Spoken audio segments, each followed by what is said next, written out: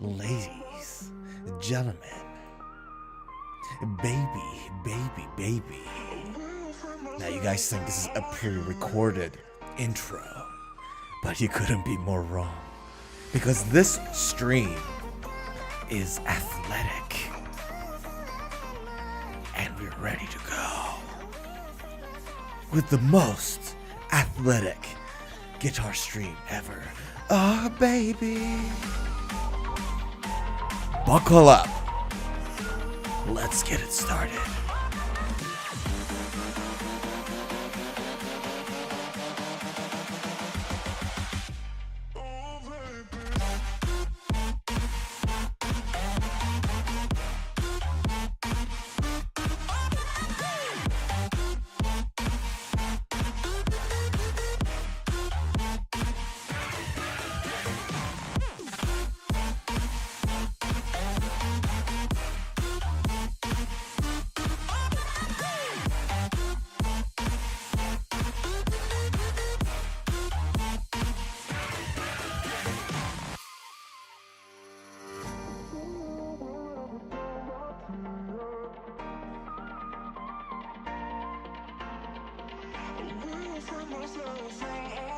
Are you ready yet? You're not ready yet. Or are you?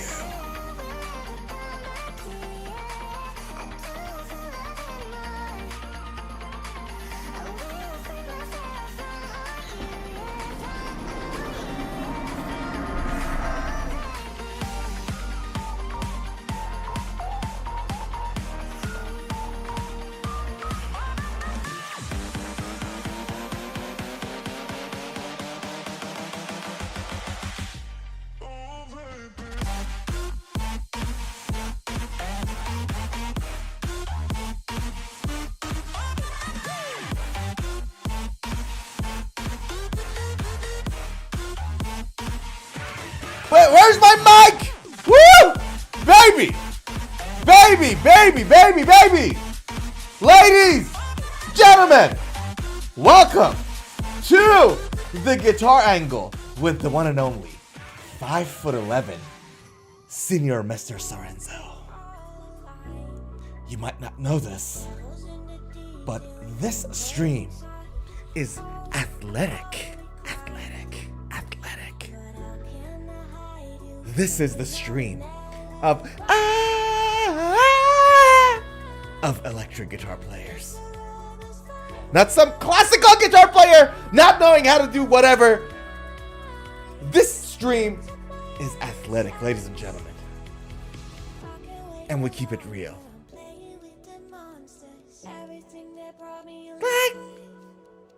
I had to hit that part of the music. Sorry, couldn't help it. Welcome to the Guitar Angle. I am Mr. Sorenzo, and baby, we're gonna have a good time. We are so gonna have a good time. Okay? Woo! Let's get it started. Woohoo! Ladies and gentlemen, oh baby, we're gonna have a great time on the stream today because we have a packed docket, an awesome docket today to talk about. And docket, for those who don't know, it means like topics of discussion, okay? You might not know this. Look it up in the dictionary later on, all right? So, our docket is a beautiful docket. First, we are going to talk about the future of amps. We're going to not only talk about it, we're going to decide it here, okay? We're going to decide the future of the amps today, forever. Then, we are going to talk about the former guitarist from Mastodon, unfortunately passing away. Then, we are going to talk about a lesser known brand amongst the more amateur players, but more advanced players. Got it. Right? It's Reverend Guitars. We're going to talk about a specific model, and there are some really interesting features there in Reverend Guitars. We're going to talk about that next. Then, we're going to talk about something a little weird with Deftones, the band, the metal band, and their guitar player, Carpenter. We're going to talk about that. We are then going to talk about a beautiful thing that Steve Vai said about becoming a virtuoso, which is something that I've been telling everybody forever. When I used to teach, I used to say it. Now I still say it. And I wanted to talk about it a little, okay? We should talk about that. And then lastly, we are going to talk about Aristides guitars, which are insane! They're a little insane, okay? Okay? Dorotio! Zuhair! What's happening? Docket sounds like a legal term in the courtroom. We keep things very legal here, Dorothea. I don't know if you noticed it or not, but this is a very legal stream, okay? This is very official. Zuhair says, hey, good evening. Hello, good evening. It's Mastodon, not Mastadon. And he didn't pass away, but he had an accident, right? Yes. He had an accident and then he passed away, okay? I know I said it's a legal stream, but doesn't mean you have to be technical with everything, okay? Like, it's legal in certain ways, but not quite legal in other ways, okay? You gotta play ball with me here, man. Happy Saturday. Happy Sunday. I don't know where you're in the world, people you're watching here on YouTube, on Twitch. Happy Saturday, happy Sunday. Let us get the party started, shall we? Let's get the party started. And to do that, we're going to play something a little mellow. Guys, tell me, how is the sound right now? Is the background sound okay? Is it too loud? Now that we're so detailed with technicalities on the stream. Dorothea says, only the good die young, all the evil seems to live forever. Man, a lot of good do pass away young. Sounds good, perfect, thank you. You know what?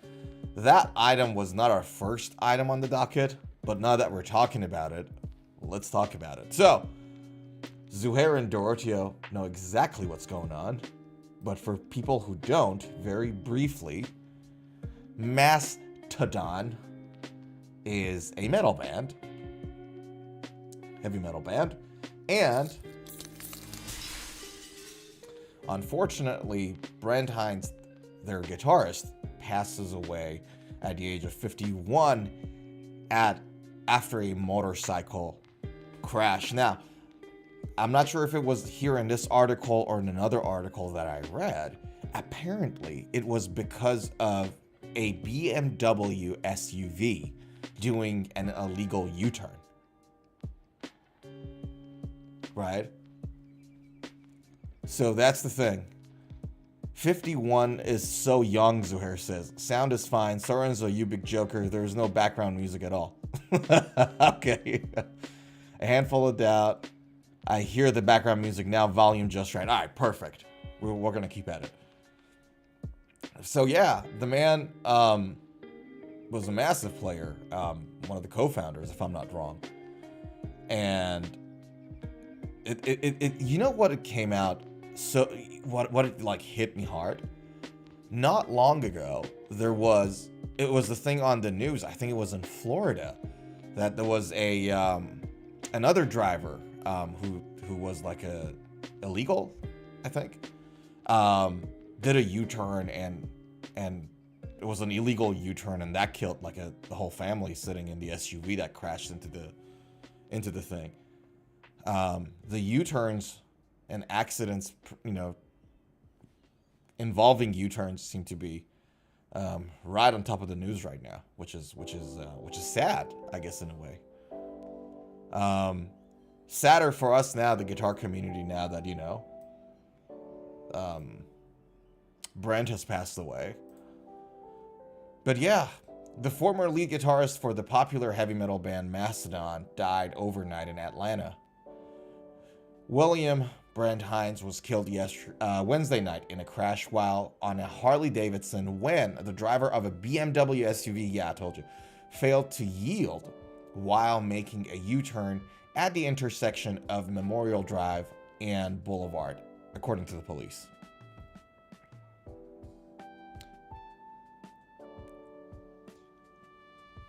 Doroteo says, I'm 52 years old. Wow, wow, motorcycle accident. 2 other guitar players died from a drunk driver too. God, that sucks. Was the driver drunk? A founding member, former guitarist of the Grammy Award-winning band Mastadon, has died at the age 51 following a motorcycle accident in southeast Atlanta. And then the driver of SUV allegedly failed to yield while making a U-turn. And there was an announcement from the band. We're in a state of unfathomable sadness and grief. Last night, Brent Hines passed away as a result of a tragic accident. We're heartbroken, shocked, and still trying to process the loss of this creative force with whom we've shared so many triumphs, milestones, and the creation of music that has touched the heart of so many. Our hearts are with Brent's family, friends, and fans. At this time, we please ask you to respect everyone's privacy during this difficult time. Yeah.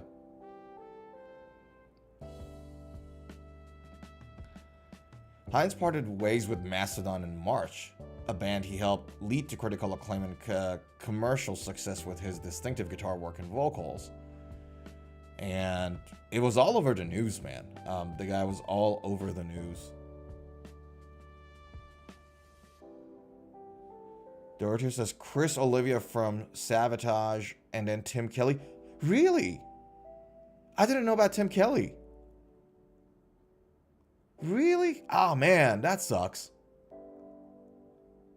I didn't know he passed away.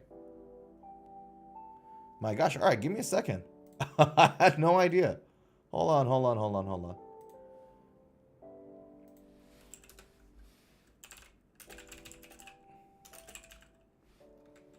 What?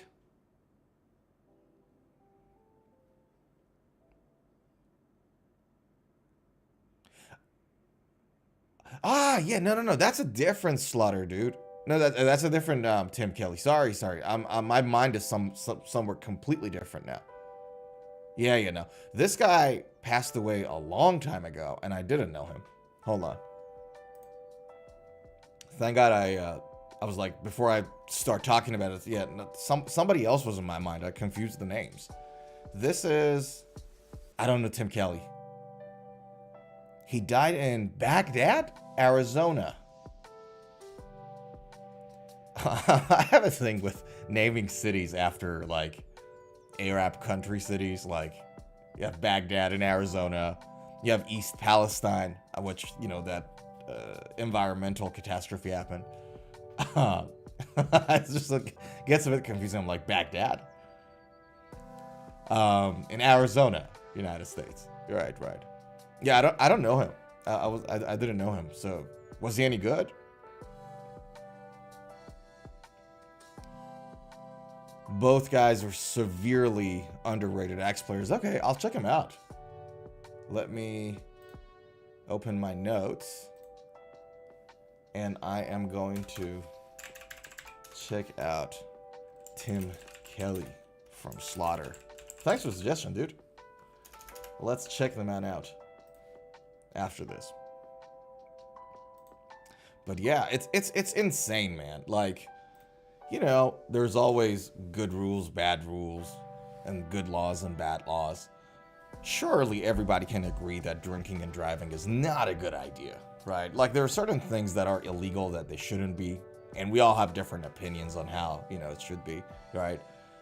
But like, drinking and driving, surely we all can agree that agree to the fact that, like, it's not a good idea.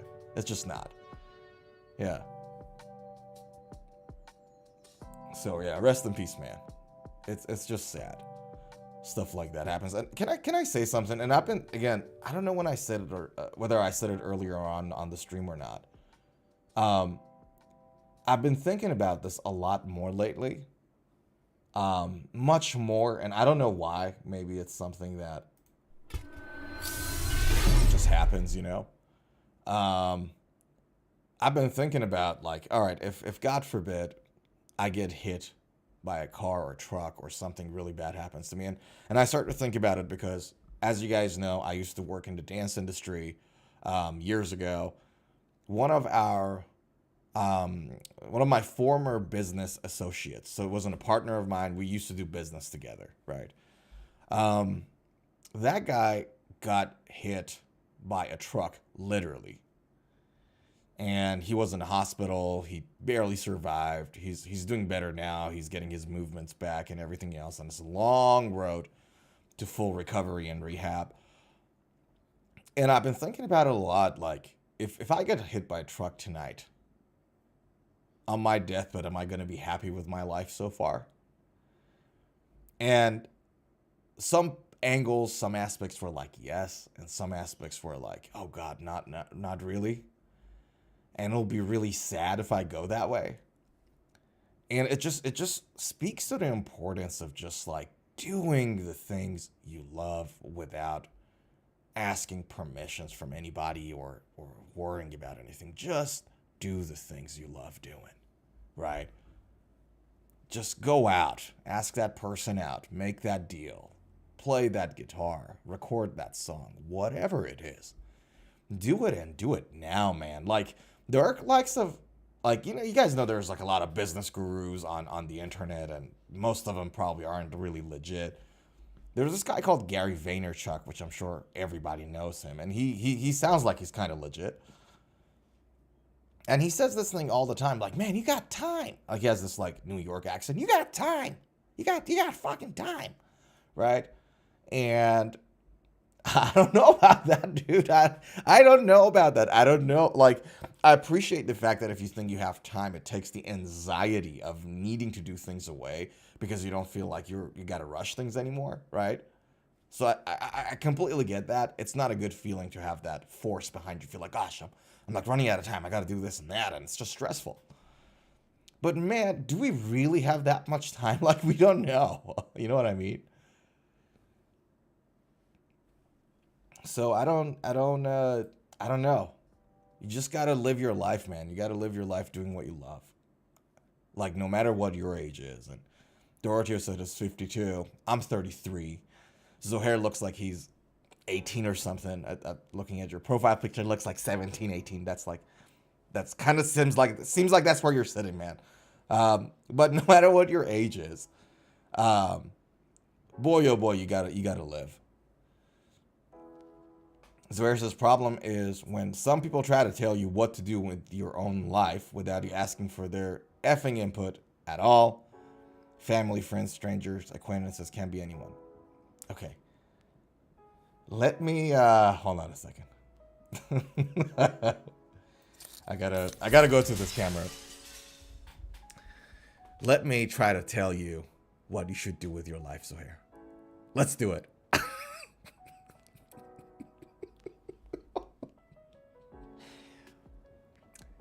Let me tell you what to do with your life, okay? I'm an expert. Trust me, I have... I can't do this. I can't do this. Dude, can I tell you something?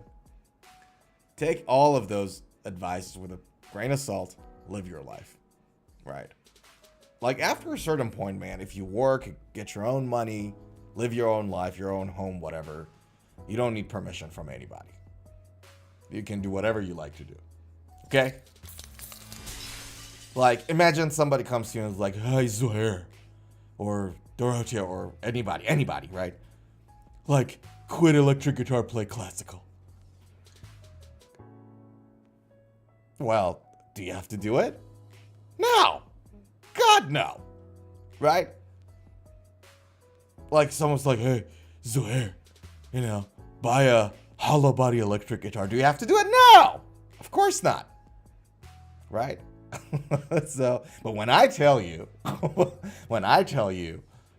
that guitar, play that guitar, you say yes. And that doesn't count as me interfering with your personal matters, okay? That's a little different. But the point is, take it with a grain of salt, man. Take it with a grain of salt. Do what you love to do. It's your life. Like, you live it and you die it. Okay? So do what you love.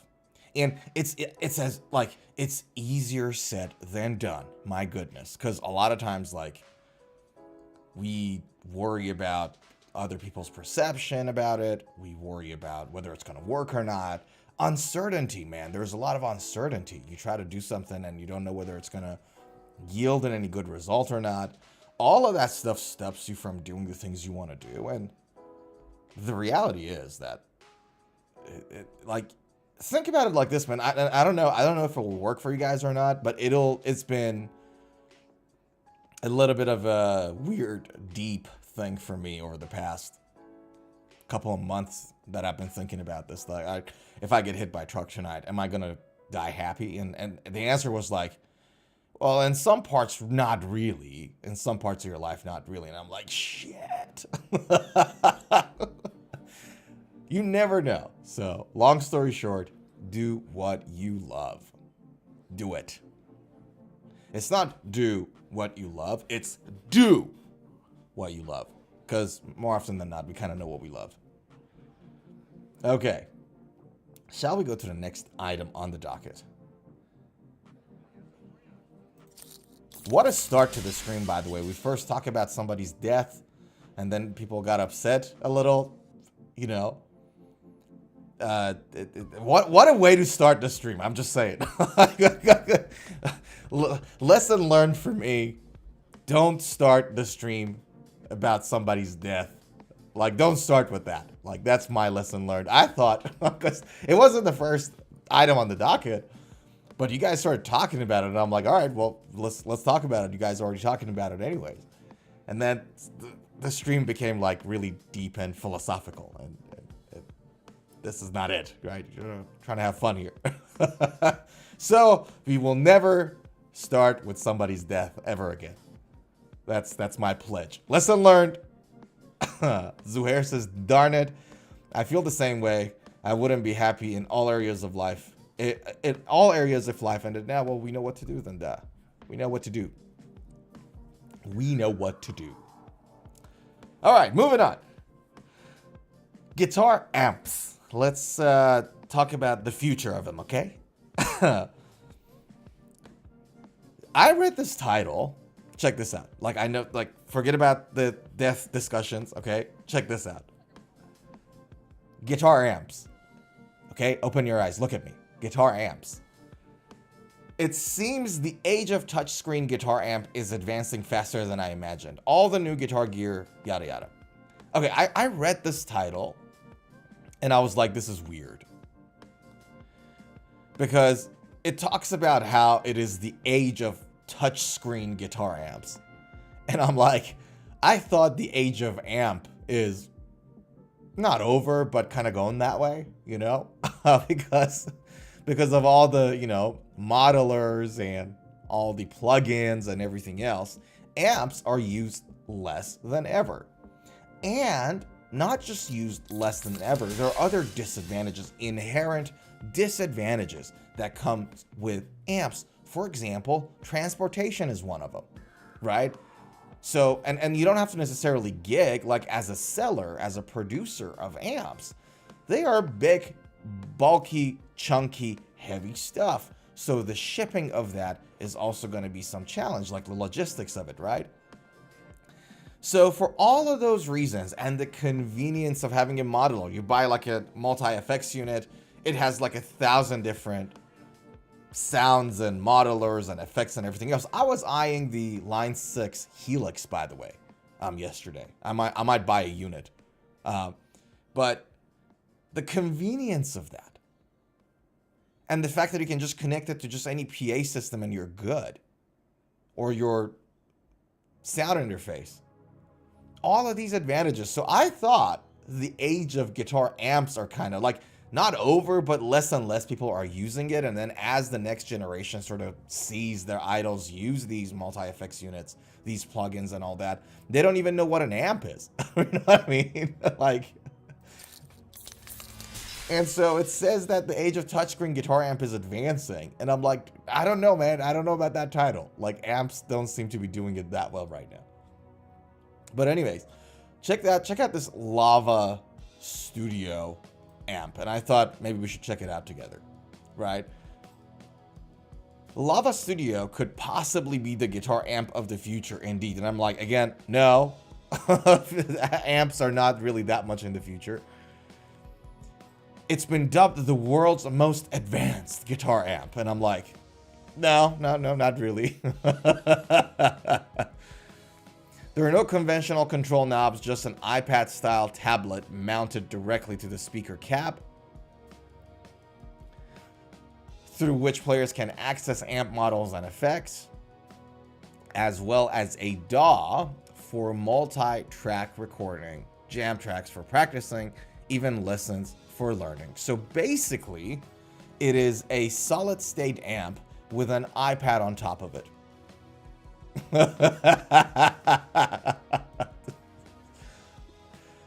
A basic solid-state amp with a cheap iPad on top of it. Can we all agree on that? Like, I think we can agree on that. So I don't know. I don't know whether this is the future or not, because you could basically do this with a solid-state amp, duct tape, and an amp and an iPad. Have an iPad and a solid-state amp, duct tape them together. I think you're good. You got yourself a lava studio amp. It has Spotify and Apple Music, promises market-leading AI software, and looks to usher in a new era of amp design with a sleek, Apple-esque approach. So really, iPad on top of an amp. It's not the first touchscreen equipped amp we've seen, but it's the first time we've seen a gear firm effectively design its own smart tablet and strap it to a combo. Yeah. So an amp company decided to go on a tablet business, basically. A lot of good comes out of that. So I don't know. I don't know whether it's a good idea to. Yeah. Here's the thing. Here's the issue I have with ordinary amps, right? And I actually made the transition a week or two ago when I bought my new studio speakers that I told you guys about on the last stream. So for those who don't know, I bought a new set of Creator KRK studio monitor speakers. And when I got it, I just made a transition and just took the amp out of the circuit. So I no longer use an amp. My guitar goes to a distortion pedal to tighten the low end a little and add a bit of boost. And then from there, it goes to my multi-effects unit that has a cabinet modeler, right? The sound that I get out of this is insane. And my multi-effects unit is not like an expensive one. It's a Zoom G3XN, like $200, $100, right? It's not an expensive one at all. But the sound was so good that came out of those. One thing I noticed is that the sound that you get out of your amp really misses out on a lot of frequency. I don't care what kind of amp it is that you got, right? You're gonna leave out a lot of high end and a lot of definition in the mid to high end range, right? And I don't know, that's not really a good thing. Like, it's good for pushing out air and giving you that low end and all that jazz, but then if you get like really a big, nice set of monitor studios with like an insane subwoofer, you'll be able to get the same result for playing, you know, indoors. And then outdoors, obviously, can get like a PA system, proper PA system, and that'll do the job for you. But one issue I realized, like I've been experimenting a lot with the sounds lately, and one thing I realized is that, man, these amps do lack a lot of definition and a lot of frequencies in the mid and high ranges. So like high, mid, and high ranges. So I don't know. I'm really happy with the transition. You are a Peavy amp user. How do you find it? So have you tried like experimenting with what I said, like modeler into a monitor, or like how do you find the sound there? What is it that you like about it? Peavy amp.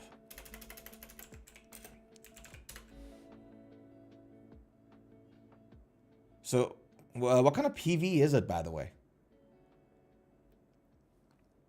What kind of What's the model? If you use it at home, I would think like maybe it's like a... Is it a 112? Is it like a proper, like a big head? What do you use?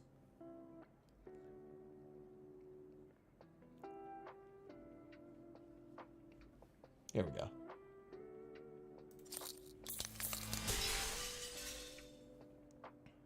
A Peavy VMPR1. Let's find it. Here we go. Ooh. Ooh. That's the one. What do we got here? Oops. Block.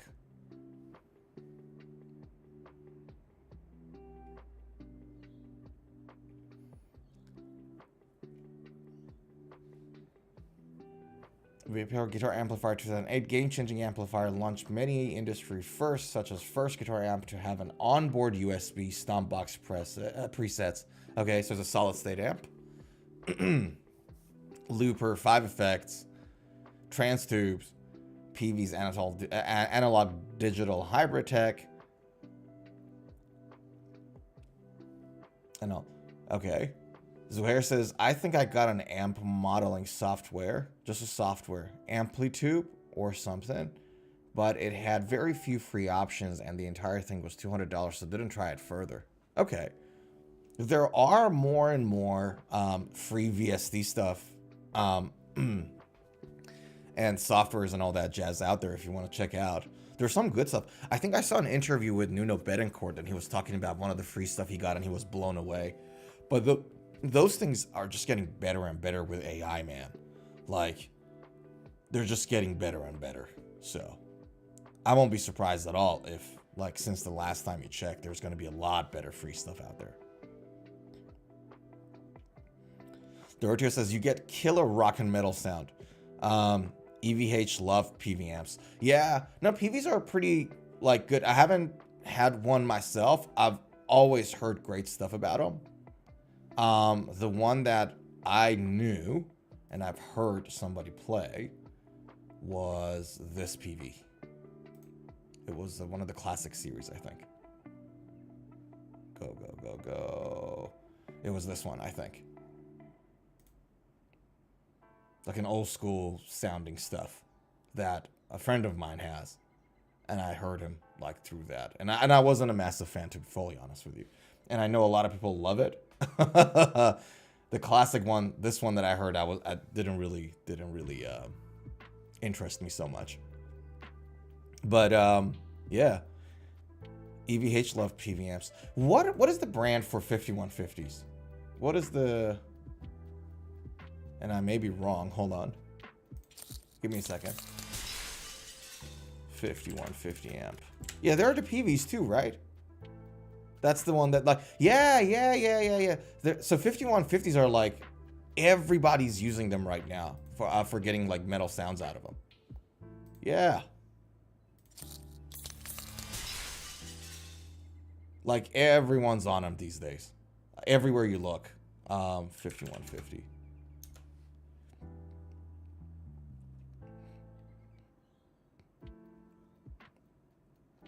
Why aren't they there? They no longer produce them? What happened to them? But yeah, I know like half a dozen Instagram guitar players do it. I know Trivium guys use it. So many people use 5150s. Yeah.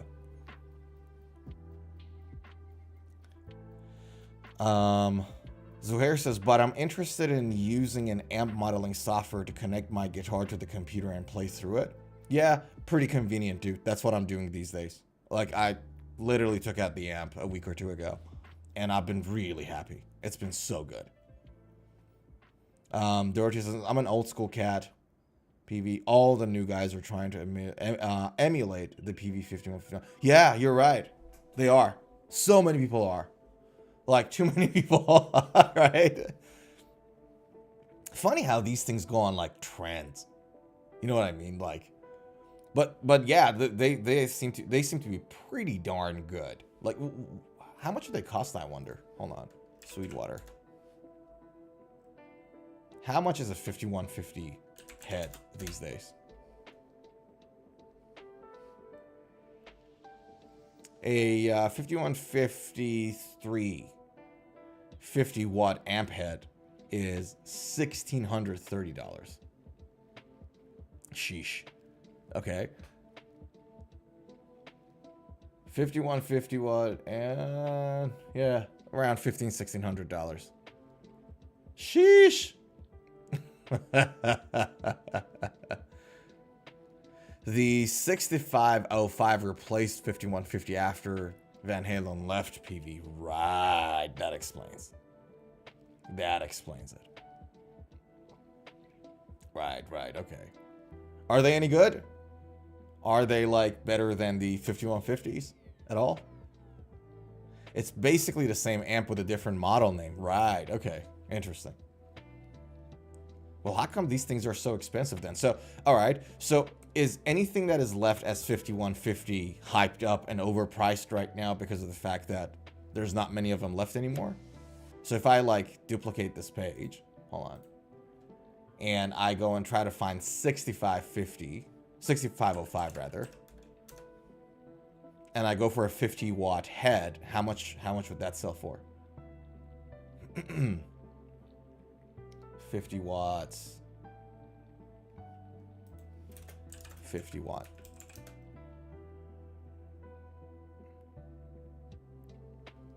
No, that's not the same thing. Go back. Give me results. These things just give you questions. Okay.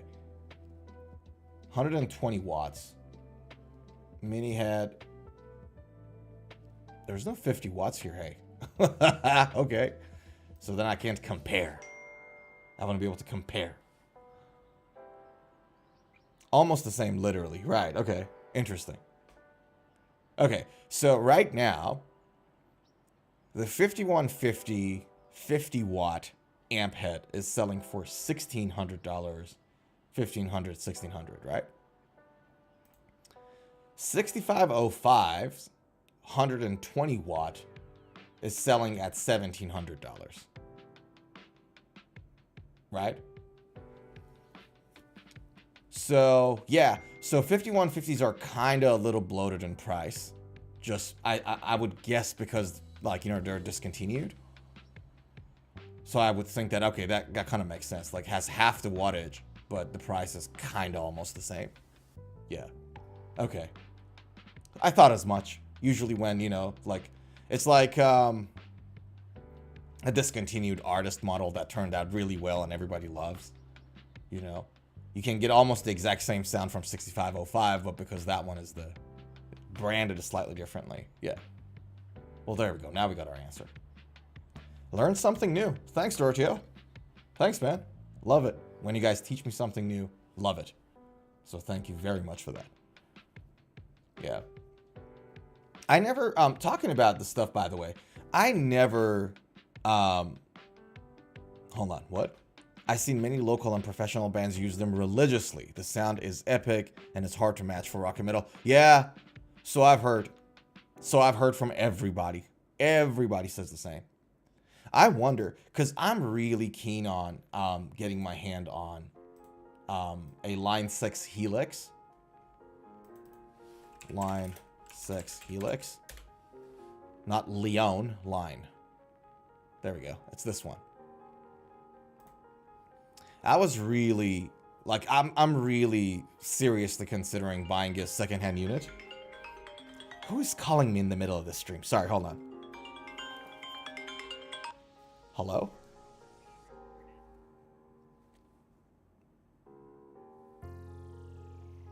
Scammer. Like they call me and I pick up and like, hello, and it's like, this call is being recorded. Guys, give me 1 second, sorry. Why am I getting loads of messages right now out of nowhere?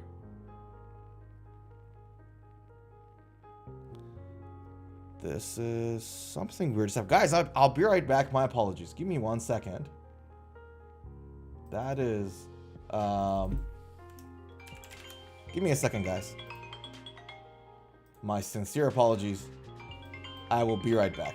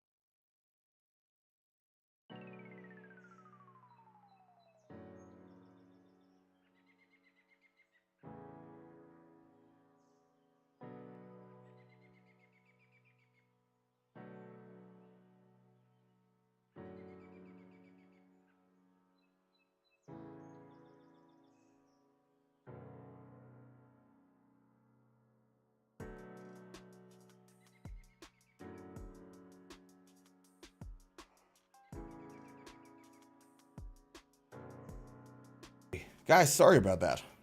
My sincere apologies. Good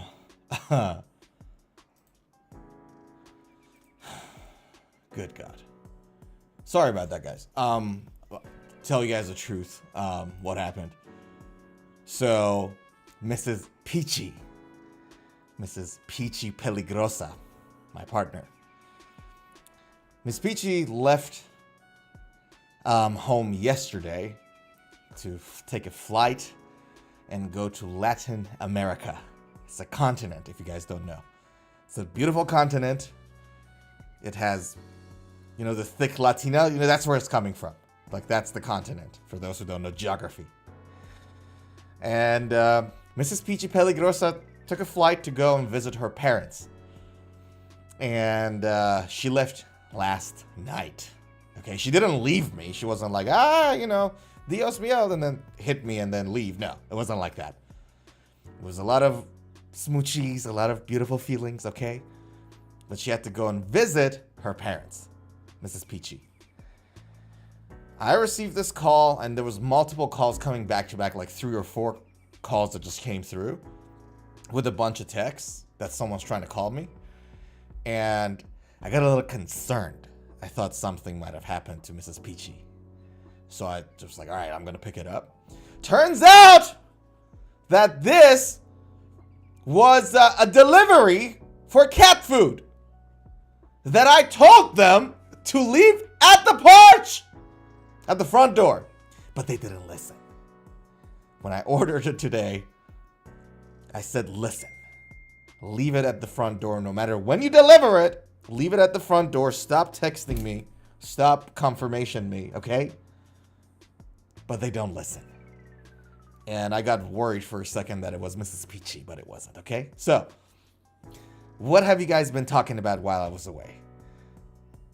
Almost the same. I've seen many local professional. I heard say line 6 amp sound thin and have a digital sound, which is not good. Okay, I'm with you guys now.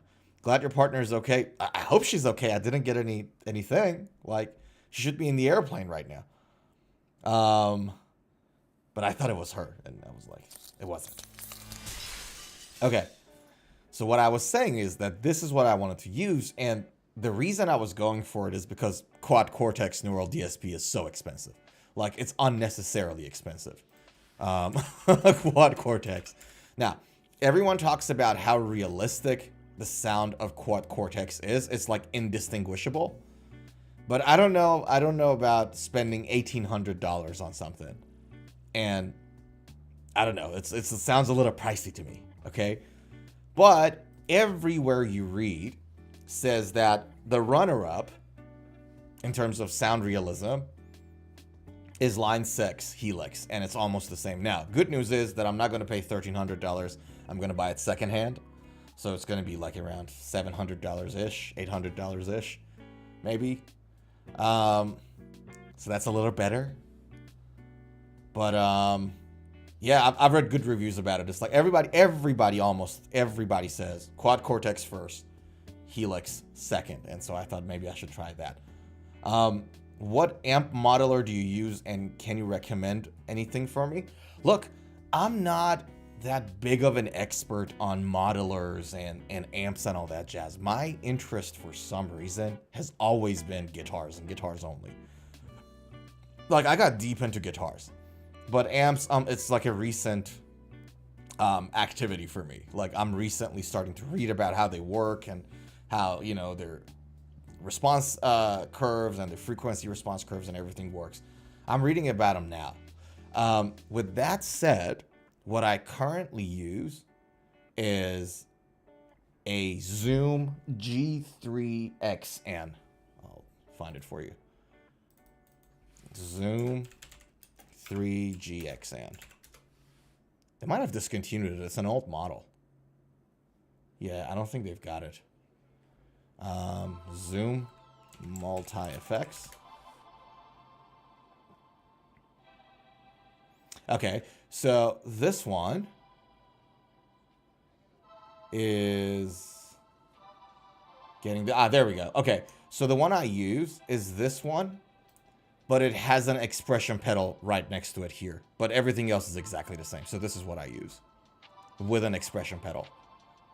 So the 3, because this one is G3N, but if you get the G3XN, it comes with the expression pedal itself as well. So this is what I use. And it's not bad at all. It does the job. The mid bass frequencies in some in some effects there are kind of in the wrong spot. So it doesn't sound 100% authentic. There's like a little difference there. It doesn't impact my recording because I use the plugins for the recordings. But when I play and practice at home, it does the job fine. And what I do is that I have a Vampler Tumnus Deluxe pedal. I'll show you here if they have it. Vampler Tumnus Deluxe. So I have this pedal sitting right before it. So guitar goes to this. This goes to that. That goes to my sound interface and then through my studio monitors. Yeah. So, and the reason I use this, so literally I get this right. I just turn the bass down a little. Gain is almost fully down. Like, so just like the gain is like somewhere around here where my cursor is. Like it's almost fully down. So just like a tad bit of gain. And the bass knob is a little low, a little reduced, and the mid is just a tad increased. So all I'm doing here is just to tighten my low end. That's the only reason this pedal is there. To give it a bit of a flavor, a bit of a bloom, and tighten the low end. And then this goes into my, that's what I do. Zuhair says, but I am at the same stage as you, into guitars, but getting into everything else related to guitars and music like amps. Yeah, okay, well, there we go. Then we can get along. Doroteo says, the older models are built more solid, but do you still get the updates for it? I updated it, I think, once, 2-3 months ago. But like the updates weren't that significant on this model. Because the DSP, the amount of compute that these older models or more affordable models have, they have less compute and all that jazz. There's less option to put in there, in a way. So like when you go to Zoom, Zoom's got like their updates happening and they're adding, you know, presets and models and cabs and yada yada. But those updates don't hit these models so much. Like, so I've updated it once, but whatever, right? And it says, gotcha about the connection. So the Zoom helps you get the exact sound you want. Almost the sound that I want, not the exact sound, but the thing is, sound is subjective. So like over time, your taste changes anyways. But no, it doesn't exactly give me what I want. The low end frequencies are somewhere a little different. And, oh, what's that? Oh, did you tip me just now? Thanks, Zuhair. Thank you for the tip. I think that's the first tip I ever got on YouTube. Appreciate you. What do you call that on YouTube? Do you call it like a support? What do you call that? Whatever it is, man. Thank you very, very, very much. I appreciate you. You don't have to do this, man. So for anybody who's watching, look at me. I appreciate you doing that, tipping me. You don't have to. The fact that you're here means all the world to me. So the fact that you're here having fun with me and all that jazz, I appreciate it. But thank you, Zoya.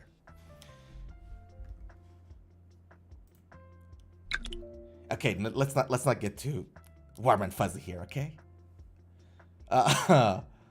What's an affordable looper pedal that you would recommend? I have no idea.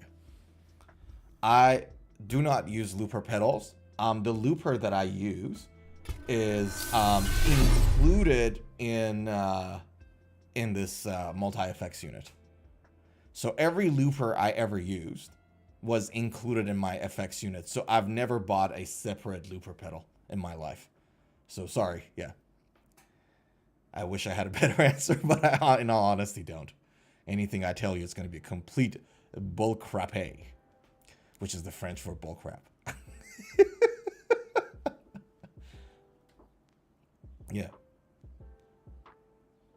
Super Chat. Ah, I just read Zuhair's thing. It's called Super Chat. Ah, that makes sense. Because I hear like somebody says, oh, thanks for the Super Chat. Right. There we go.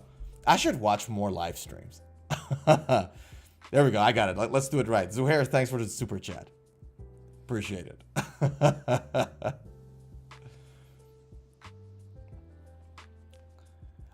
Is there like an emoticon that you can do for super chats? Because I know Twitch has some like third-party stuff.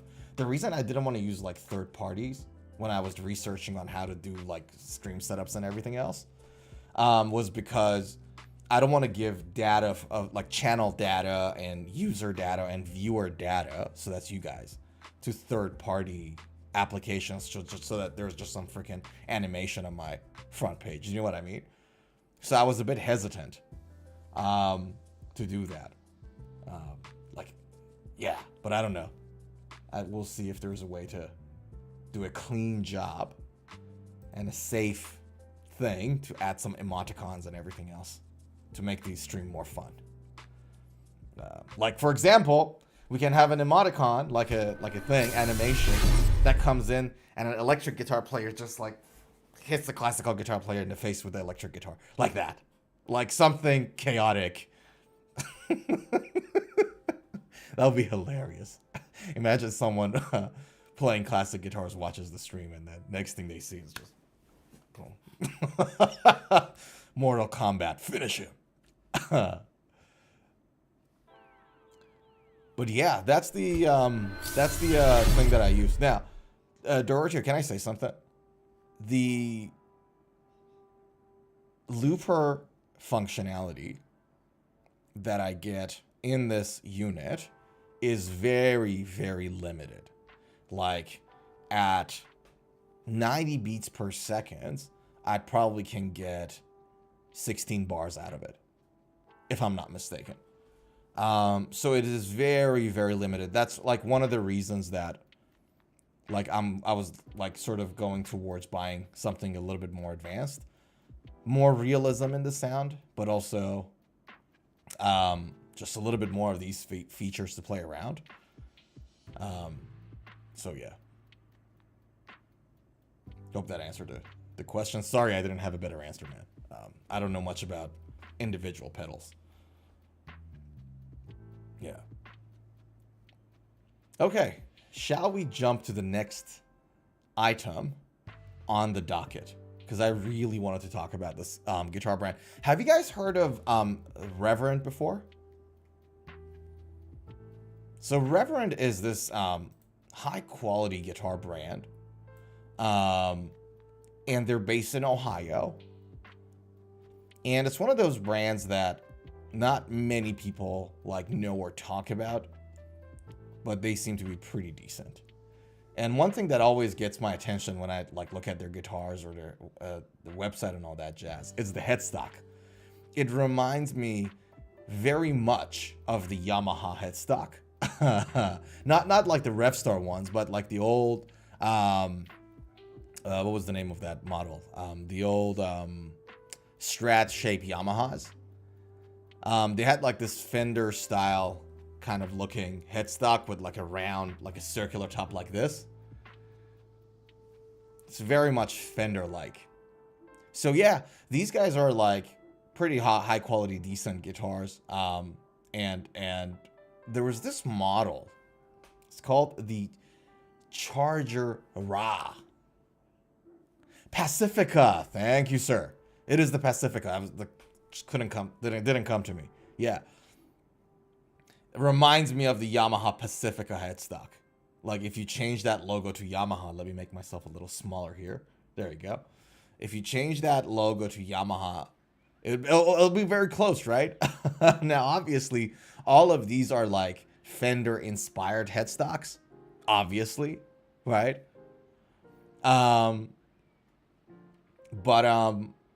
Yeah, it kind of has that vibe to it. But I saw this guitar and it caught my eyes for a couple of reasons, and I'll tell you why in a second. But this one is a bolt-on guitar. It's the Charger RA Blackout Edition, right? Now, a couple of really awesome features on this. First of all, you guys notice the pickups or not? Like, if you have a look at the pickup, what do you see? Do you see what I see? And feel what I feel? V for Vendetta. What do you guys see? Hold on. There we go. What do you see on this pickup? Tell me.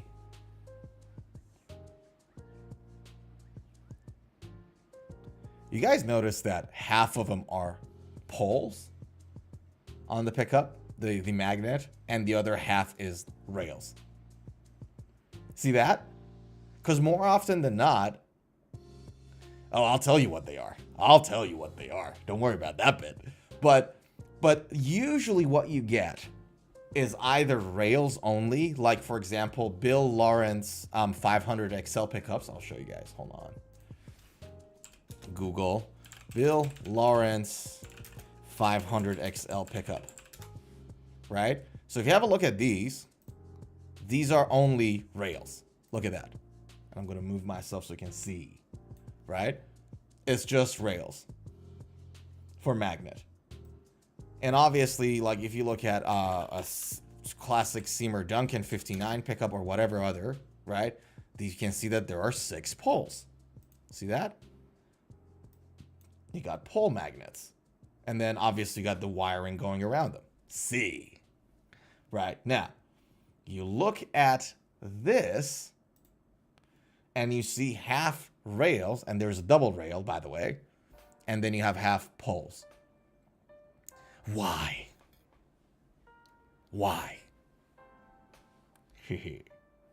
So, here's the reason why, and this is the philosophy behind it. A quick caveat, this bit is a little theoretical. How the impact of it really is on the sound output is up for debate, okay? When you get a rail-based pickup like this with a rail magnet or blade magnet, whatever you call it, right?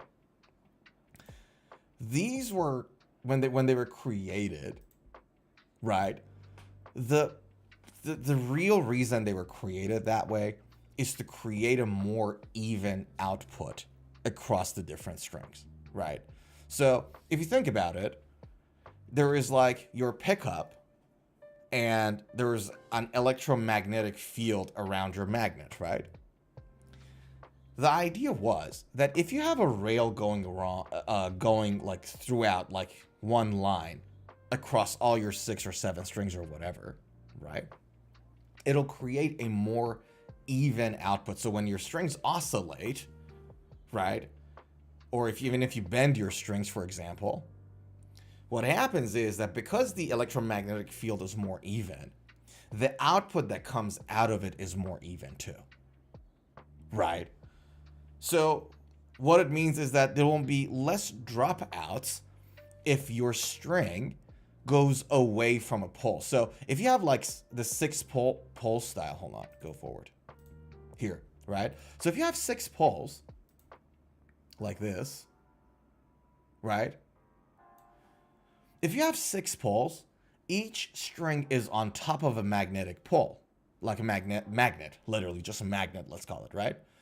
So that means that each magnet is producing certain electromagnetic field, your string is on top of it, but if you bend your string, you're basically putting your string between the 2 pole positions. And the idea is that these ones are going to cause some dropouts, some reduction in how strongly the signal of your string is being picked up as you're bending your string, right? So if you do it this way, supposedly, again, like I said at the beginning, the first caveat was this is a bit theoretical. The impact of it is up for debate. If you do it like this as a rail, it'll give you a more even output, even if you bend or whatever, like throughout the oscillation of your string, because oscillation is basically movement, right? Left to right movement, right? So that's the first reason why these sort of rail-shaped things were created. Secondly, one of the other supposed pros that is there is that you get a slightly warmer tone out of it. So when you have a blade or rail instead of individual poles, you get a bit of a higher output because there's less dropout. And you get sort of a more warmer, but a bit of a tighter low end kind of a focus out of your pickup, right? Now, compare and contrast that with the poles. If you have less consistency, so less evenness, that's a better word for it, what do you get in return? More articulation, right? By default, right? So basically what happens is that you get more articulation, more, I guess, high-end clarity out of these. Out of these babies with poles. Warmer sound, tighter low end, and more even output out of these rail ones.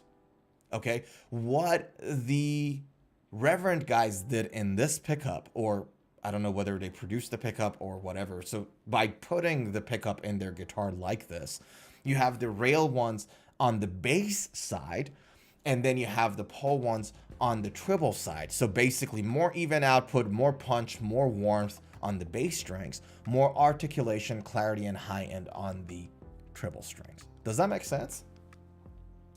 That is the logic that they employed, supposedly, in doing that. Sorry, I should have moved myself a little this way so you can't see, okay? That's the logic why. So you got 2 rails or blades on the bass side, and then 2 rows of 3 on the treble side, for that matter. Charles says, quickly becoming my favorite guitar channel on YouTube. Firm handshakes. You guys are so kind to me today. You guys are being very, very kind. I appreciate your work, man. Thanks for being here. Like I said, and I don't do the hearts that often, but I had to do it the second time today. Thanks for hanging out. Appreciate you. Now, check this out. No, not this. This. That's better. Check this out. So that's the first feature I saw on this Reverend Charger guitar that I was like, all right, this is really interesting. Like, you don't see this kind of pickup config that often, right? Now, let's go through the specs, and I got a couple of more really interesting things about this guitar. Body is a Carina, solid body, anvil bridge, chisel? How do you pronounce that? Chisel? Chisel neck, anvil bridge, and chisel neck. A stop-tail bridge, roasted maple neck. Like I've said it before, I said it again. It's my favorite type of neck when it comes to the wood that is utilized on the neck. 25.5-inch scale, medium oval neck profile. So my guess is that if I translate it to Fender lingo, it'll be something like a shallowish D neck kind of a profile. 12-inch ebony fretboard, standard round-ish, 22 frets, dual action truss rods, locking tuners, Reverend locking tuners, 43 mil width nut, and then you have volume tone. Now check this out, a bass contour, which is basically like it's not a high pass filter, but it reduces the bass. So it's this knob. See this? This knob there, you roll it around, it reduces your bass. So it allows you to tighten the bass tone that you get out of the guitar directly. How awesome is that? It's really, really cool. I really like it. I don't know, because like I told you guys earlier, I have this pedal to literally tighten my low end and add some flavor to the sound. So add some bloom to the sound so the guitar opens up a little differently, like when I play the song, the notes.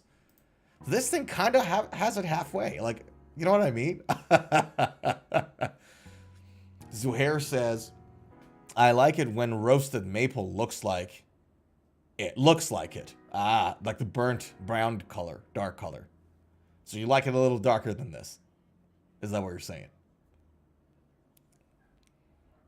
Right. So it has a bass contour and a 3-way blade switch, like a Fender style blade switch. The strings come at 1046 from the factory. Comes with a case, Or no, it doesn't come with a case. It's available separately, but it has a case, and it's for $1,200. Right. Rail hammer pickups. That's what they call it. Rail hammer.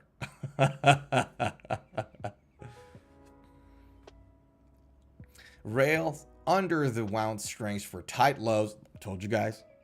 Tight low end. Poles under the plain strings for fat highs. I mean, I don't know if I call highs fat. Usually you leave that one for the mid, but that's okay.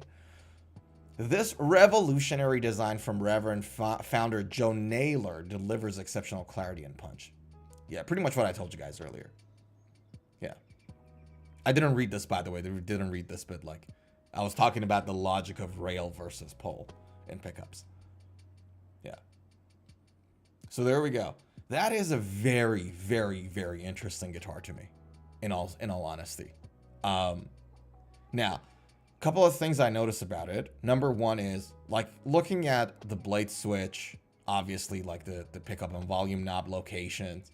Looking at the string tree on the guitar here. I'm not sure if you guys can see it. It is a guitar designed with the Fender guitar building paradigm, right? So you can expect a lot of Fender-ness in that guitar. But generally speaking, it has a bit of a contour there on the body. Has a nice, you know, space for neck hug down there at the higher frets. I like it. Yeah, I really like it. Like, I'd be very open if I was like looking for a new guitar, and I'm, you know, looking for a Fender style guitar like this, modern Fender style guitar. I'd be very open to buying this guitar. Doroteo says, I like maple and ebony. Me too. Me too. Roasted maple and ebony. Yeah. Yeah. It is good.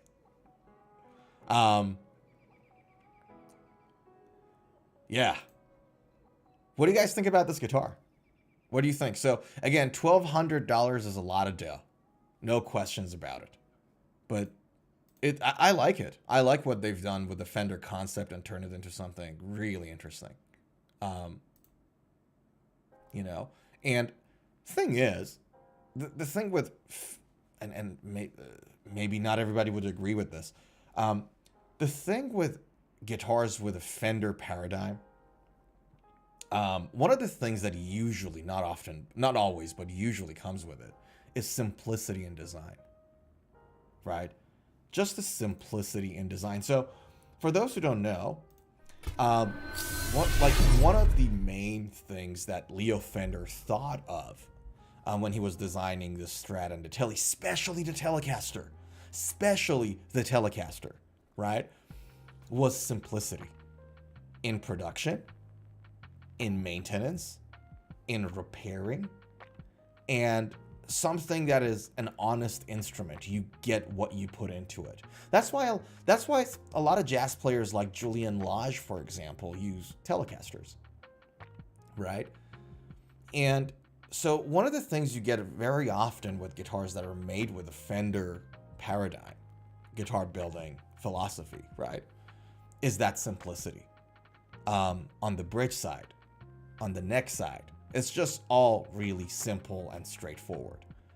And the thing I like about it a lot is the fact that usually with these type of instruments, and again, those instruments are pretty honest instruments. Like, you hear what you play, and I love that in an instrument, because everybody plays differently. So if you hear what you play really well, like with all the little details, right? It doesn't hide anything. It doesn't improve on you. It plays what you play. You get to actually be unique being who you are, because everybody plays differently and everybody sounds differently. And that kind of guitar allows you to develop your sound better, I think. Right? But also, maintenance is a lot easier, because I do all of my maintenance at home. Like, unless my guitar neck breaks or something like that, which has never happened to me before, right? Because I don't have that many Gibsons, okay? I'm kidding. Right? But luckily for me, my headstock or guitar neck they never broke. Like, I've never had that kind of an issue. So when it comes to setting up my guitar, profiling or filing my frets, you know, things of that nature. I'll do it at home. Fixing my pickups or wiring, everything I'll do at home. So the fact that there was a guitar out there that is just keeping things straightforward and simple, that's just a bonus to me. Now, for fairness, I've never had to deal with a bass contour like this, so I don't know how the electronics of that is going to be like. It'll be interesting to see. But suffice to say that there are so many benefits to getting a guitar that is a simple, straightforward guitar. In terms of playing and also maintenance. Yeah. What do you guys think? What do you guys think about this guitar? And by the way, Doroteo said he doesn't, I don't like the body shape. There's so many more there on their website. Check them out. They're pretty good guitar builders. There's so many more. These ones probably are a little closer to the shape of, I mean, it looks like a cat, for fairness. But it's Billy Corgan's signature guitar. You guys know Billy Corgan? I think we talked about him in the last stream. Billy Corgan. Not Bill Burr. Billy Corgan is the Bill Burr of rock and metal. But this is the Smashing Pumpkin guy. And there's a rumor going around that Billy Corgan's and Bill Burr's father is the same father. like they're stepbrothers. I mean, they kind of look the same, no? Or maybe they're just Irish. I don't know. But that guitar is Billy Corgan's signature guitar. Yeah. Yeah, I remember now. Last week we talked about Kiki Wong joining Smashing Pumpkin. I think it was last week or the week before. But these guitars look a little bit closer to Music Man style of body, I guess. Right, and these ones are like more telly-like and so on and so forth. Now, Dorothea, I know you like your Strat shapes. You know, I know you like Strat shaped guitars because you got a couple of your favorites are. So tell me, what do you think of this body shape? Like the more Music Man style body shape? Because this is basically the Strat, right? Or it's got the same shape as the one before. A little bit more pointier, I guess. What do you think of this? Because it doesn't have that roundness. It's a little bit more pointy out.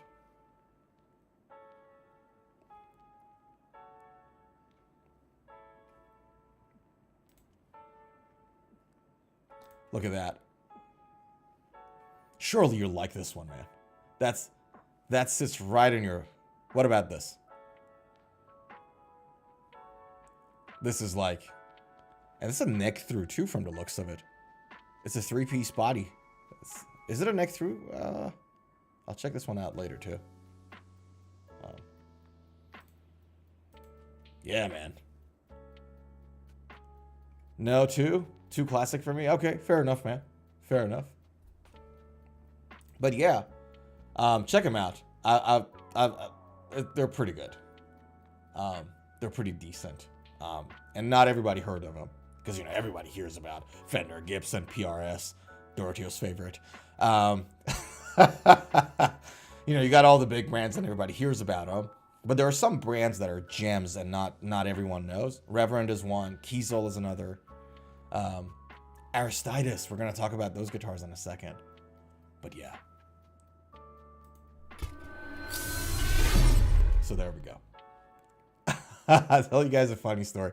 I think there was a video I did on a PRS guitar that came out. And I know Doroteo is not a fan of PRS guitars, and he doesn't like the fact that I like PRS guitars. And then Doroteo went on and commented on it like yesterday or the day before. He's like, I don't like PRS guitars, and it just made me laugh. I was like, I'm like, man, they're not for everybody, that's for sure. You know, their body shape, their price point, holy shit. The character of the guitar is not for everybody, that's for sure. But Doroteo really passionately hates them. Love you, brother. Don't like I'm fooling you around. Like I'm not having to go at your taste in guitars. you know.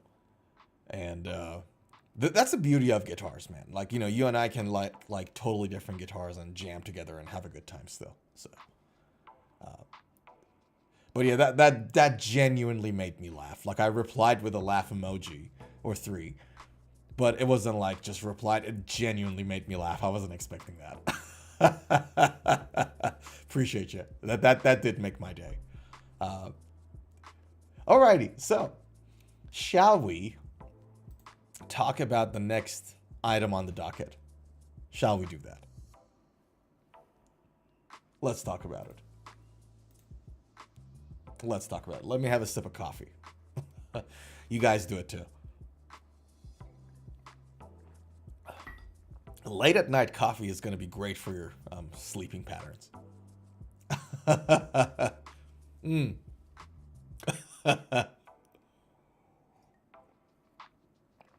My goodness.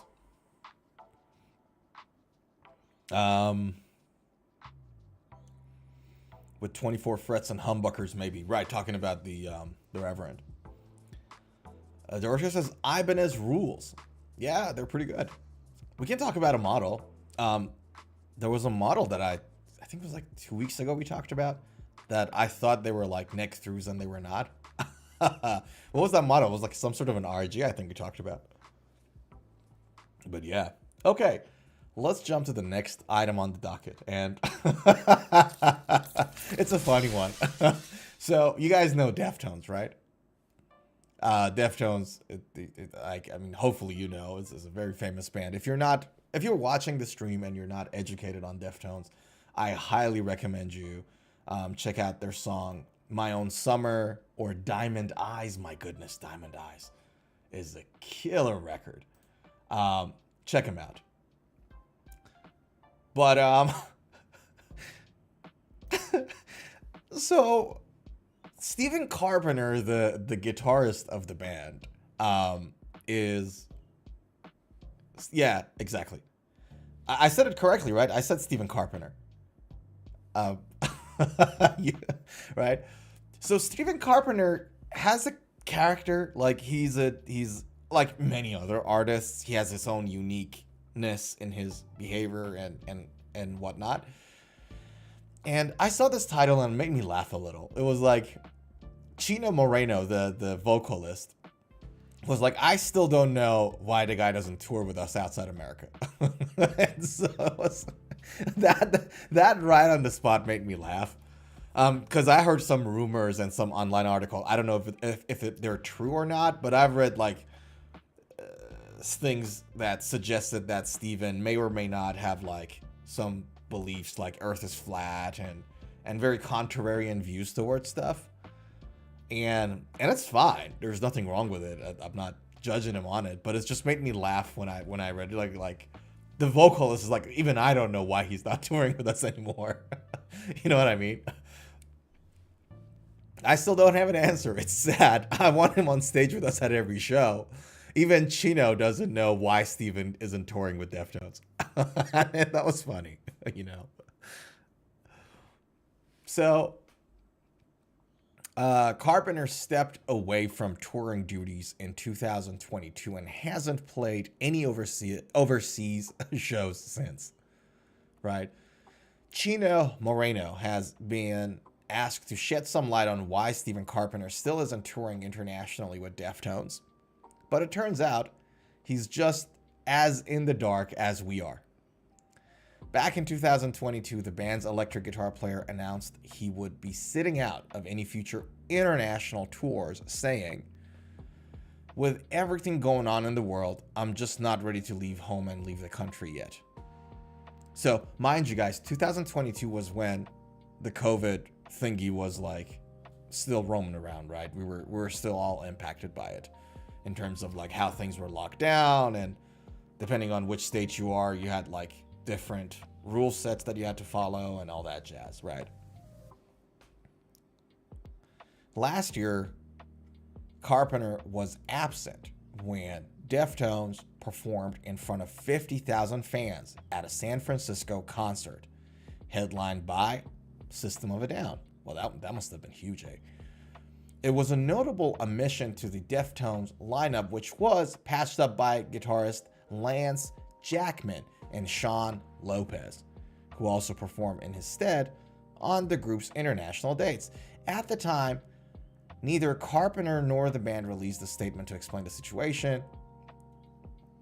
And Chino said, look, I don't want to speak for him. Even if I could, I still don't have an answer. Really, I don't know. It's still something that I think he's figuring out. And if he does have an answer, I think it'd be great if one day he would share it. But yeah, we support him. We have to. He's our friend. And his health, physically, mentally, always takes the forefront of anything. So there are rumors like the guy is suffering from anxiety, which is a serious thing. Anxiety, clinical anxiety is a real thing, right?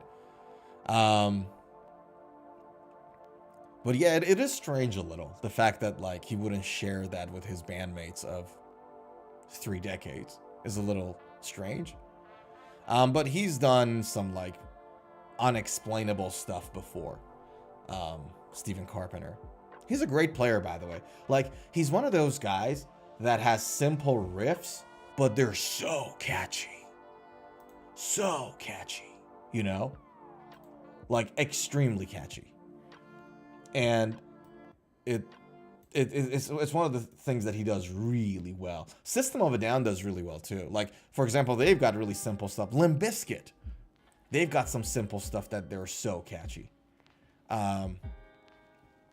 But yeah. And this, what he's rocking right now, is his ESP 8-string model. And I don't know if you guys know this, but it has a really interesting pickup config. So if I go to ESP Stephen Carpenter, he's still an ESP guy, yeah. He also, well, he's with 2 brands. So he has a signature guitar, and in the NOM 2025, I think a new LTD came out, the yellow one, right? So no, there's a 2025 model. He is very well still with ESP, but he did have a Kiesel model, a Vader Kiesel, in white. Kiesel Stephen Carpenter. It's like a really white Vader model. I'll find it. Hold on. Kiesel Vader Stephen Carpenter. Here. So, he's still an ESP guy, but he also got a signature with Kiesel. Like, he's one of the very few guitarists that actually got it. So I know Kirk Hammett does it, so he's with ESP and with Gibson. Steph got it with both Kiesel and with ESP. So the ones that are out there in the market in the wild are probably more likely the 2025 LTD model with Fishman Fluence pickups and this really like a mid and bridge pickup config. So it doesn't have a neck pickup. It never had, I think. But you can like custom order the Kiesel. But it's like freaking like $3,600, right? It's huge. You know who plays this guitar? Not only him. What's his face? The guy from Ronnie Radke's band. One of Ronnie Radke's Falling in Reverse. One of his guitarists also played this. I forgot the guy's name, but yeah. That's the. Apparently, this guitar there was like there were talks about how difficult it actually was to make it, because of its 8-stringness and the fact that it's a headless guitar. And so architecting that for balance and making sure that it's stable and everything else was a bit of a challenge apparently for Kiesel. But yeah, he's still with ESP. I saw this guitar and I played with it in the Melbourne Guitar Show in Feb, I think January or Feb this year. I actually played it. It's not a bad guitar. It's a little chunky for my taste, to be honest with you. But it's not a bad guitar at all. Interestingly enough, I played with a Cort, a 7-string Cort, so it wasn't an 8-string. But it was a 7-string Cort, and that was like a really, like it just felt like a much more comfortable neck for me in terms of the thickness of the neck and the shape of the neck. But yeah, he's still there. But yeah, man, like It's like, you got to think of a band like being also in the business, right? A business, like you got friends, you got like fellow artists, and then they're like business partners too. It's just the fact that you don't want to tour with them anymore. And you're like irreplaceable because like you can bring other guitarists to come and play, but the crowd won't have the same reaction as like the person being actually Steph. So just like not telling anybody why or whatever and just moving on is a bit weird to me. Like if it was me, I'd be like, guys, look, I don't feel alright. I can't explain it, but it's just, I don't feel alright and I can't, and I'm just going to step away. Right. And I don't even know why. That can happen, right? Because a lot of times we feel negative or bad and we don't know why. And that's completely fine. We can just talk about it. But yeah, just walking away is weird. Zoair says, gotta go, Sorenzo. Catch you later. Be safe. Said it before with the V sign above. Ah! Okay, no, it didn't come through. I thought it was at the coffee. All good, brother. Take a good care of yourself. And I know you've been working really hard. I know you've been working 2 jobs and all. So get a well-deserved shut-eye. And then get at it, man. Kick ass. Have a good night. Rest well. All right. Let us talk about the next item on the docket. And this one was like also something I wanted to talk to you guys about. All right, let me stop the music. I'll tell you guys a quick story. So, the first ever YouTube video that I did that went more than 5,000 views, and I was like so excited at the time. I was like, oh my God, like never happened before. Like, it was genuinely exciting for me. Was one of my least funny videos. I'll show you guys if I can find it. It's one of the older videos. But the title of that video was, "This is what guitar instructors don't tell you." Right? And it was a very candid, frank, straightforward discussion that I had with my audience when I did that video. Right? The gist of it was, and I'll tell you guys like the short version of it. If you guys want to see the long version of that, it's on the channel. I'll put a link of that in the chat if you want to see it. Hold on. Let me find it. Here we go. It's called What Guitar Teachers Don't Tell You, The Untold Truth. I'm going to share it, and I'm going to put it in the chat for anybody who want to watch it later. Right? So, the gist of that was that think of like a very good guitar instructor. Everybody, let's do this thought exercise with me, right? So think of a very, very competent guitar instructor. I can think of Joe Satriani. He is a very competent guitar instructor. You know, he had Kirk Hammett, Steve Vai as his students, but he's also a superb player, like legendary, right? How many of his students, like how much of the success of his students can he actually take credit for? In other words, what is his contribution to the final outcome of his students' success?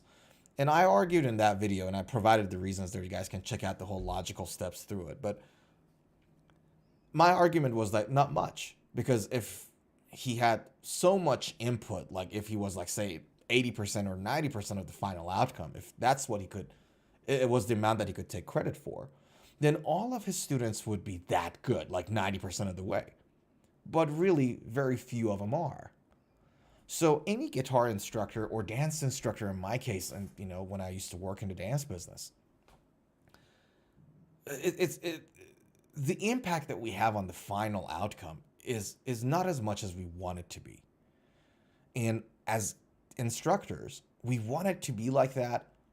Like we want to have you want to be able to argue that, oh, we have so much impact and influence for 2 reasons. Number one, obviously ego-wise, you know, you want to be useful, you want to be important, you want to matter. So that's one thing. But the second reason why is that if I tell you that my impact or any teacher's impact on the final outcome is not 80-90%, right? Then I'm going to have a harder time trying to sell you something, a course, an instructional, whatever. Like I'm going to have a harder time to get you to pay me to teach you something. So this is the reason why guitar teachers don't talk about it much. And then later in that video, I said, I gave the secret to the most important thing that determines the outcome of how good of a guitar player you become. And I'm not going to say it. If you want to see that video, go and check out the link, see the whole thing throughout, and you can see each logical step that I take.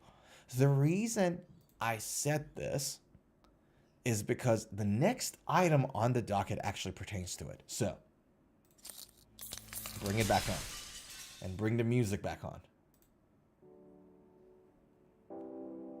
Okay.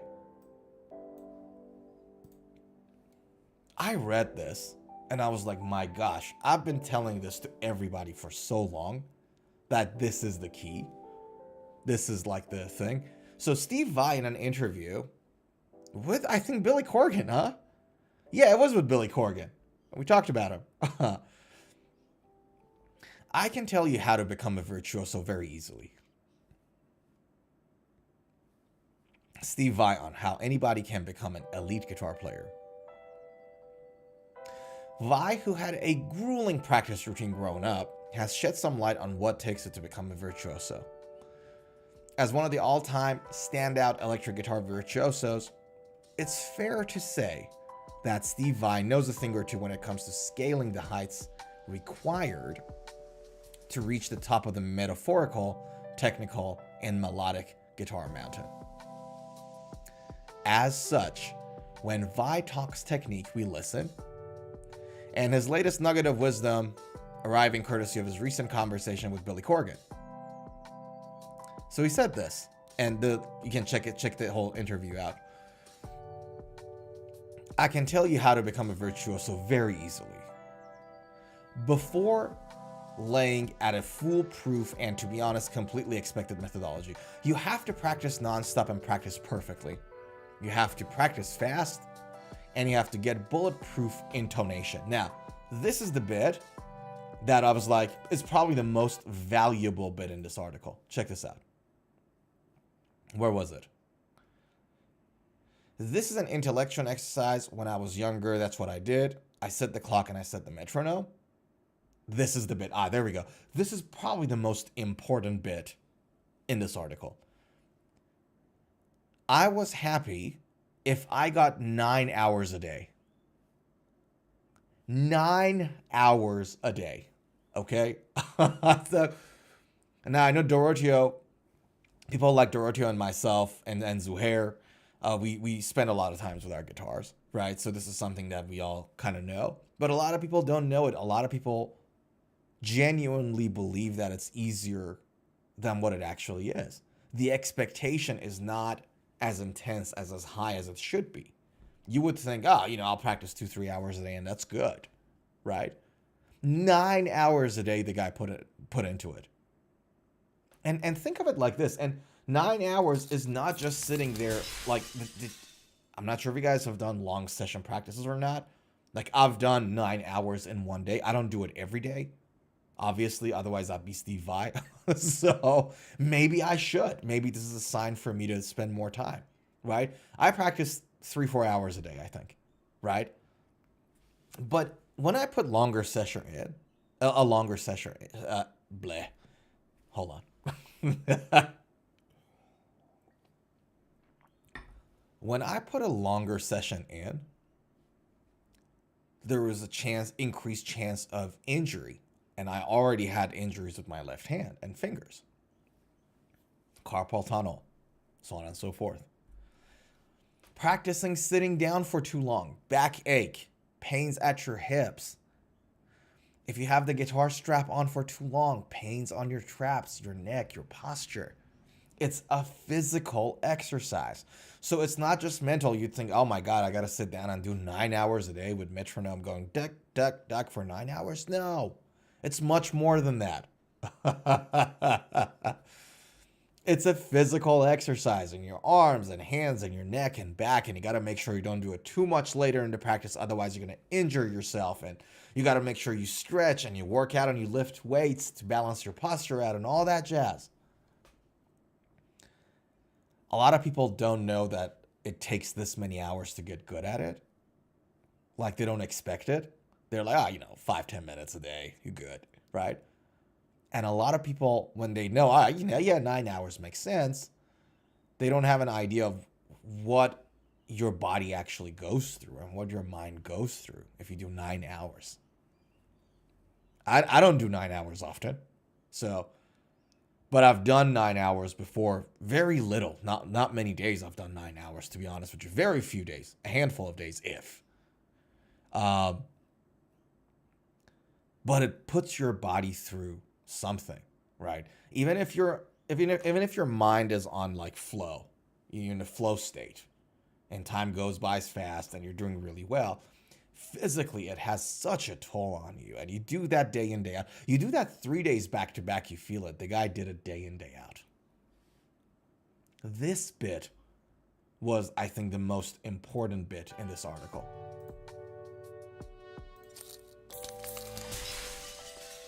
He said then, sometimes I would go to sleep early on a Friday so I could wake up and practice all the way till Monday when I had to go to school. So I get like 20, 30 hours in. That's like 10-hour days. I'm not a very disciplined person. It was a passion, because passion is much more powerful engine of creation than discipline. I think both are important.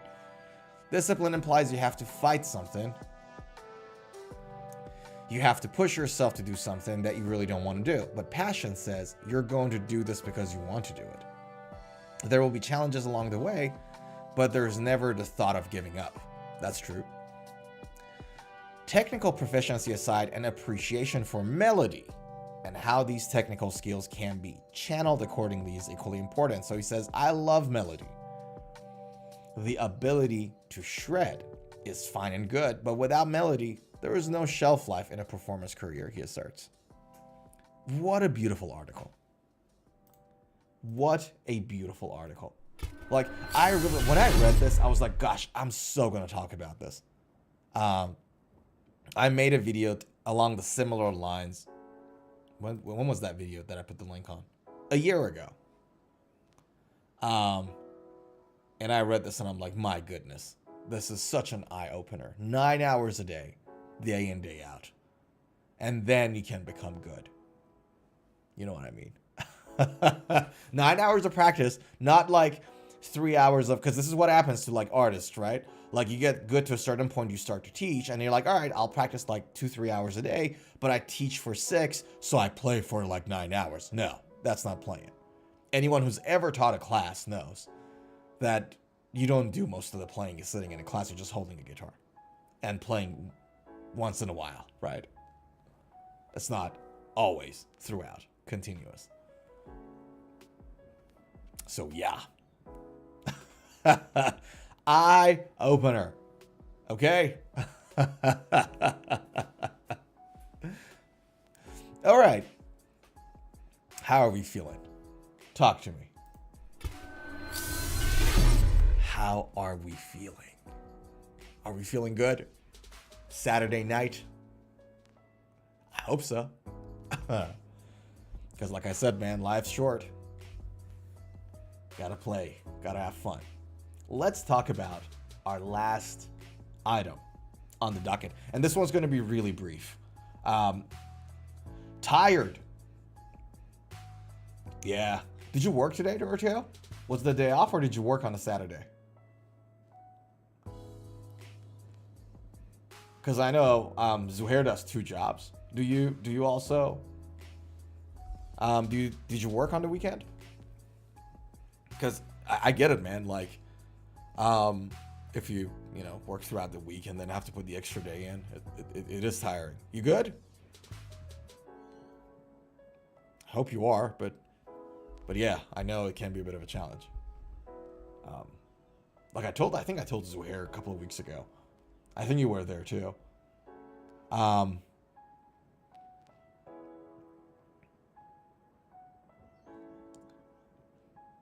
It's just like there's a time in life where you go through like extra bit that you have to do. Ah, look at that. I'm off on weekends, but had to paint Sienna's bedroom. Right. Okay. Yeah. Okay. That makes sense. How are those shoulder muscles feeling? You should be tired. Yeah. If anyone painted anything like a room before, you know exactly. Ah, yeah, dude. Your shoulders must be killing you right now. What was the color? Was it like an aqua blue? I swear to God, like, dude, if you painted that aqua blue to match that Chapman guitars of yours.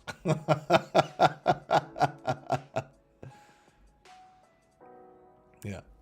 But I know the feeling. So guys, if you don't know, like if you go on and paint something, especially the roof bit, like that can take a toll, because like you're gonna hold your arms like that and do the rolly thingy, right? And your shoulders is gonna do you dirty on that day.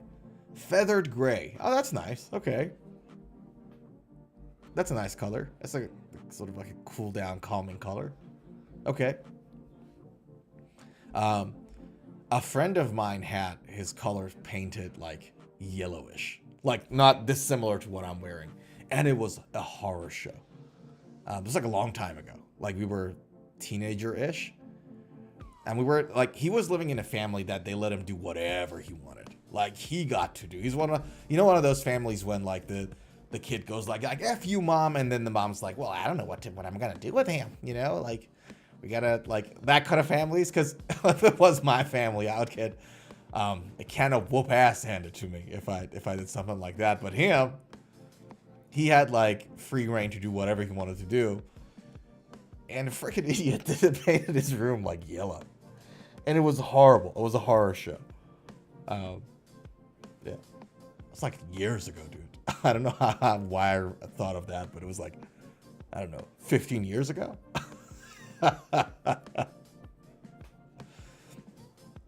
All right. Well, get some rest, man. Get some rest. Crack open a bottle of beer, can of beer, and just chill, because those muscles should be killing you right now. Yeah. The last time I painted something, at least I felt that way. Like it's a full body exercise. Like it gets your arms, but it's tiring. I get it. All right. Let us talk about this guitar. All right. Funny enough, like I talked about Reverend Guitars and being like a lesser known brand of guitar rather, but they're really good. These guys are kind of in the same boat. Aristides. By the way, the quality is insane. Everyone got one. They're just loving it. And their designs are really innovative. I'll show you guys a couple of their guitars in a second. But Aristides did this guitar collection collab with Mike Stringer, the guitar player of Spirit Box, right? And let's listen to a thing. It's pretty decent. Hold on. Let's listen to a bit of it. Here, check this out.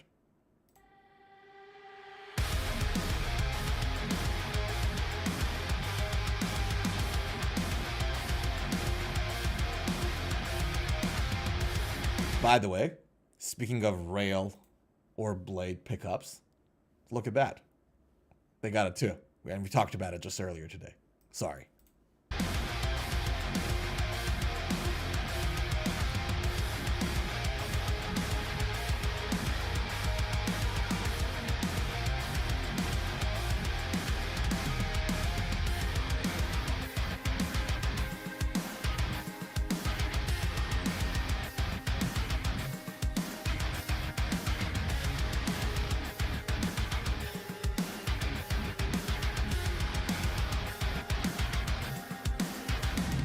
So that's the guitar, right? And I'm a massive fan of Mike Stringer's sound. The guitar sound the guy got is insanity, by the way. Is really good.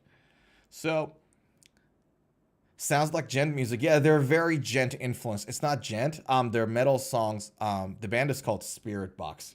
If you haven't seen them, Spirit Box, literally spirit and box together. Spirit Box, and their tone is very gent influenced in a way, but their metal songs are really melodic song. So you'll like them. I think you'll like them, dude. If you like more melodic stuff. They are a Canadian band, And I love their work. They're great. So they got this like collection that they did with Mike Stringer, right? Now, there are some really fun features in these that I just like really adore, right? So number one, just look at the shape of the guitar and the curves there. And the idea there was, if I'm not mistaken, to provide a bit of extra room for your wrist and your hand, like a nice sort of like a place for your arm to settle there, right? So that was like a very interesting thing for me. I was like, oh, that's interesting. I want to try that. Then you have obviously a multi-scale guitar that's like nothing new or crazy. I love the fact that they went on with designing a sort of like a headstock where the bass string is closer to the knot. It's sort of like you got like the both ends here, but like for a gent or a metal guitar, I would much rather have my bass string sitting closer to the nut when it comes to the tuning peg. And the reason for that is that then I don't have to get like a fret wrap like this and put it on top so that I take all the extra noise away. Because if you play gent or metal or heavy metal like that, right, you're going to maneuver a lot on that sixth string. And so that's like, I think that's a conscious choice. I don't think that's like a thing. And then check this out. A lot of their guitars, including this one, has sort of like this transparent-ish backplate to access the electronics and everything else at the back. It's one big thing, so it's fantastic if you want to like change the wiring, do some fixes, change the pickups and everything else. This is so easy. This is so easy, as opposed to have to, you know, like go hole by hole and then route this out here and there. You just got it all here sitting there for you, which is like, I love that idea. I don't know what it does to its like, obviously it probably reduces the weight of the guitar a little because you take more wood out. I don't know what it does to the tone, and I don't know what it does to the sustain, if anything at all. But it's very practical from the point of view of maintaining your guitar and all that, and it looks sick, to be honest with you. I really like this idea. Dorotio says, the Gent Pioneers Scale the Summit are from my hometown, Houston, Texas. And I knew them before they got signed back in 2007. Nice. Like, here's the thing, man. Houston, Texas, Houston and Austin are such big hubs for music. And Zuhair, you're back. Hey, Zuhair. I thought you left, dude. Hey, can you do a Tuesday live stream? Can I get back to you on that, dude? And you brought it up to do it like a midweek stream. I'll do my best to do it. The thing is, Tuesday, I honestly don't think I can do Tuesday. I got two engagements on Tuesdays. So I got a day job, obviously, and then something else on Tuesdays. So I don't know whether I can do it then. I'll genuinely do my best to chuck in like a midweek stream for you. Yeah, and you said it earlier, dude. Sorry, I haven't done it yet. I know. Yeah. I've been trying to figure something out. It's just that I have to move away around things. You know what I mean? You get the idea. Yeah. But yeah, so this design is insane. Like for maintenance, setup. Yeah. Tuesday are hard since it's a work day. Exactly. So it's a work day, and then on the afternoon I have other things. There's another thing that is work related, like not day job work related, but is work related that I'm doing. So moving that around is a bit of a challenge for Tuesday. I'll try my best to see if I can do something on Wednesday or Thursday or something like that. I'll let you know. I'll post it on my stories or on my X. Okay, so now this is the first bit that at the back is really interesting. The other one, look at the curve that they've got here at the back, the heel of the guitar. This is no dissimilar to Steven's extended cutaway. Like, it's borderline a heel-less guitar. Like, you get the heel out from the middle, and you push it to the side. This is Steven Extended Cutaway philosophy on the guitar heel. So you get all of that extra bit, extra room for a superb neck hug. Do you see it there? So that's another feature that I found really interesting in the designs. Because with Steven Extended Cutaway stuff, you're forced to have your guitar, like, it's a bolt-on neck, right? And obviously with bolt-on neck stuff, you get, like, you know, the screws and everything else, extra twang in your guitars and a different feel. I'll be so keen to try this one out.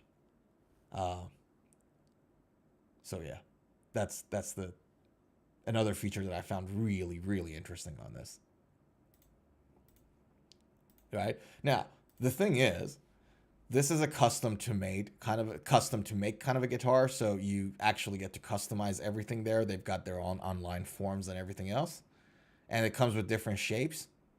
So, you know, got pick guards and everything else. Raw finish, painted finish, and all that jazz, so you get to customize that. One-piece body and neck. Integrally layered exoskeleton with Arium core. I don't even know what this is. One-piece body and neck sounds good. Headstock is a split design, hip shot tuners, dual action truss rod, Graph Tech nut, pretty standard nut, I guess. Rich light black or white fretboard, and then you have that Aristides inlay. You got lumen lace side dots, 24 stainless steel, Jescar frets, and then you have a sort of a Fender-ish style C shape, a 0.75 inch at the nut, 79 at the 12th fret. So it's a compound-ish neck, right? Yeah, this is like a very, very interesting guitar to me. I don't know if you guys find them interesting or not. Now, this is the thing. So you got like something like this going on in their guitars. But if you like check out their other stuff, hold on. Go to guitars. And I want to go to, like, for example, I'll check out the tellies, I guess.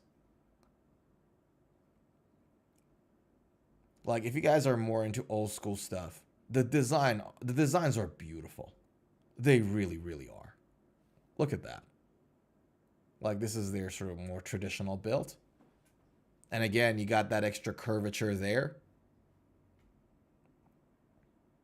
The designs are insane. Yeah. Look at that headstock. Like, so aesthetic.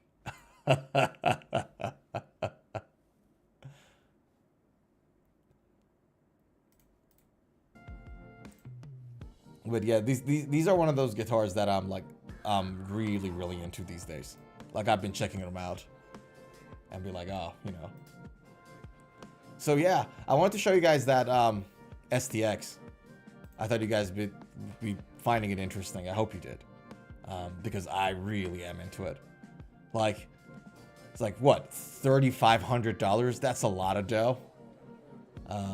So I don't know whether I can afford it these days, but it's an insane guitar. Yeah, that's just so slick. Anyways, guys, I think we've been on for about a couple of hours. I think we're gonna call it a day. I think we went through all the items on the docket, which is good. But I think it's time to call it a day and let you guys go to sleep. Okay, get some sleep. Zuhair worked 2 jobs. Dorotio painted a whole room. I think you earned your shut eye today, and me too. I don't have to sip any more coffees. I get to, you know, have a bit of a break. So, guys, with that said, so freaking good to see you again. So good to see you again. And again, I know it's once a week, and I'd love to see you guys more. It's a lot of fun. I learned a lot of things from you. We have a good time together, so it's all laugh and fun and everything. So, thanks again. Take a good care of yourself. And I'll see you, if not midweek, I'll see you next week. next week. Oh, baby.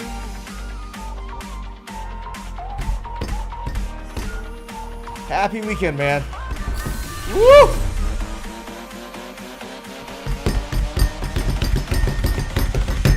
Oh, let's go. Guys, have a great weekend. What coffee am I drinking? Lavazza. It's an Italian brand, but it's sourced from Brazil. I made it at home. It's a Lavazza grain, okay? And with that said, Vazosnik from Twitch. Yes, I am ending so soon. Sorry, dude. I'll see you guys next week. Take a good care of yourself. Mwah. Love you all. Take care.